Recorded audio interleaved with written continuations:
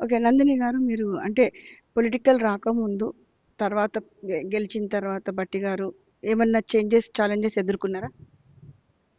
అంటే I still did get you. రాకముందు అంటే పాలిటిక్స్లో ఉమ్. రాకముందా, లేకపోతే పవర్కి రాకముందు? రెండు రెండు రాకముందు, పవర్ వచ్చిన తర్వాత. యా యా, చాలా ఛాలెంజెస్ ఉన్నాయి పొలిటికల్గా. మేము రాకముందు లైఫ్ వాజ్ వెరీ ఈజీ.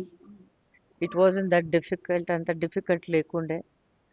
ఫ్రీగా మూవ్ అవ్వేటోళ్ళు, అందరితో మాట్లాడేటోళ్ళు, బాగుండే. కానీ పవర్లో వచ్చాక లైఫ్ చాలా రెస్ట్రిక్టెడ్ అయిపోయింది. అంత ఈజీగా ఎవరితో మాట్లాడటానికి ఉండకపోతుండే. మాకేమో పవర్లో రాకముందు ఎవరు వచ్చినా పలకరించేటోళ్ళు, ఎవరు వచ్చినా మాట్లాడేటోళ్ళు, ఎవరు ఏ పని అడిగినా చేసేటోళ్ళు. అదే హ్యాబిట్లో ఉన్నాము.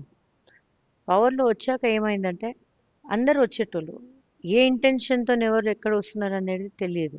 వచ్చేటోళ్ళు, మాట్లాడేటోళ్ళు, మేము కూడా మాట్లాడేటోళ్ళు, ఒక ఫోటో ఫోటో అనేటోళ్ళు, ఒక ఫోటో దిగేటోళ్ళు. అదే ఫోటో బయట తీసుకుపోయి దాన్ని మిస్యూజ్ చేయటం మొదలుపెట్టారు.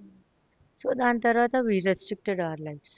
మేము ఎవరిని కలవద్దు, ఎవరితో మాట్లాడొద్దు, కాన్షియన్సీ తప్ప ఎవరితో మేము మాట్లాడట్లేదు. చాలా హార్డ్, టఫ్ లైఫ్ అయిపోయింది.